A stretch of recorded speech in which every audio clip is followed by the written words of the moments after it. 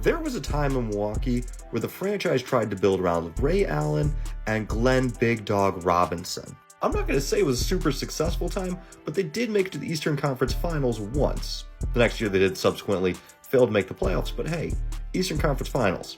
With Robinson as the arguably number 2, maybe a number 3, depending on how much you value Sam Cassell to those teams, Glenn was a 2-time All-Star during that stretch, averaged 20 points per game for a 9-season stretch with Milwaukee. Glenn was primarily a scorer. We're talking that 20 points per game. He is still getting 6 boards, but really he just had the strength to go through people. There was not a lot of fancy dribble techniques. There was not a lot of skill. There was not like this mid-range, let me, hezzy between the legs pull up. It was let me go straight through you, and then if I miss, I'm going to get my own board, and I'm going to put it back. And he did miss a fair amount. Glenn plays in 8 playoff series. None of them does he shoot 50% from the floor. 4 of them he shoots less than 40% from the floor. Career playoff field goal percentage, 41.6.